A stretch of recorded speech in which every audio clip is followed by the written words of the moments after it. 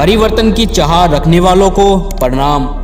आज हमारी यात्रा का 29वां पड़ाव है। कुछ समय पहले हमने टेलीग्राम पर एक पोस्ट डाली थी जिसमें लोगों ने कुछ प्रश्न पूछे थे।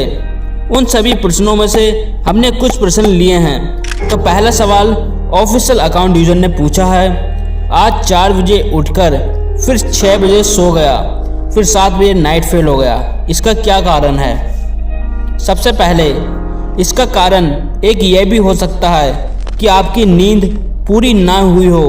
आप सुबह उठे होंगे, फिर लगा होगा कि सो जाओ। सुबह जितनी देर तक आप सोओगे, सपनदोष का चांस उतना अधिक बढ़ सकता है। तो रात को जल्दी सोने की आदत बना लो ताकि आपकी नींद पूरी हो सके और आप अच्छे से उठ पाओ। दूसरा सवाल पूछा है लक्ष्य रेवाड़ जी ने, कमजोर शरीर वापस सही कैसे करें? कमजोर शरीर को वापस सही बनाने के लिए आपको कुछ कदम उठाने पड़ेंगे। हम कुछ तरीके आपको बता रहे हैं, उसे फॉलो जरूर करें। नंबर 1, प्रोटीन, फाइबर, विटामिन और मिनरल्स से भरपूर आहार लें। अधिक मात्रा में तेजी से खाना खाने की बजाय सावधानी पूर्वक चबा चबा कर भोजन को करें। नंबर 2, मानव शरीर को ताकत देने के लिए नियमित रूप से व्यायाम जरूर करें। रात में कम से कम 6 से 7 घंटे की नींद लेना महत्वपूर्ण है। चौथा, प्रेरणादायक गतिविधियों को जीवन का हिस्सा बनाएं। नंबर 5, तनाव को नियंत्रित करने के लिए योग और मेडिटेशन जैसी तकनीकें अपनाएं। तीसरा सवाल पूछा है एस राज जी ने, अच्छी मसल्स बॉडी कैसे बनेगी? व्यायाम का अभ्यास और सात्विक आहार ग्रहण करने से और मन में सकारात्मक सोच रखने से और पूर्णतः ब्रह्मचर्य पालन करने से एक अच्छी बॉडी बन सकती है। चौथा सवाल पूछा है विकास वर्मा जी ने, ब्रह्मचर्य में सबसे बड़ी समस्या सपनदोष की है। सपनदोष को जड़ से खत्म करने के लिए कुछ नियम बता रहे हैं, उसे फॉलो जरूर करें। नंबर 1, रात का खाना कम खाएं। जैसे सुबह आपने 4 रोटी खाई, दोपहर में 3 खाएं और रात में 2 रोटी खाएं।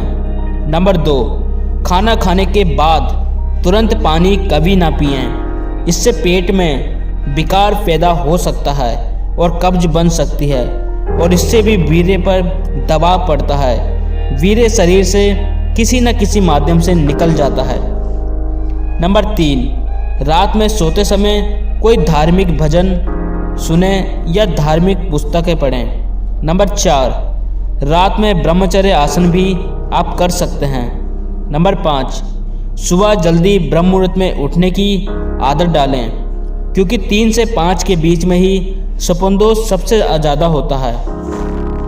नंबर 6, सात्विक आहार को अपनाएं। नंबर 7, किसी भी तरह का अश्लील कंटेंट बिल्कुल भी ना देखें और मन में गलत विचारों को रोकने के लिए आप हर समय मन में ईश्वर का स्मरण करने की आदत डाल सकते हैं। चौथा सवाल पूछा है बंटी जी ने, यह लिखते हैं कि सही चीज़ जानते हुए भी गलती हो जाती है, उस वक्त क्या करें? सबसे पहले हमें यह जानना ज़रूरी है कि हमसे गलती क्यों हो रही है बार बार।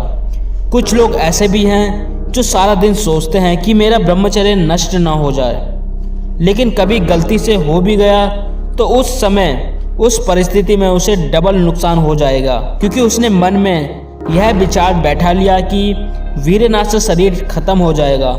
तो उस परिस्थिति में नुकसान डबल हो जाएगा क्योंकि आपके अवचेतन मन में यह बात आपने पहले ही बैठा ली है।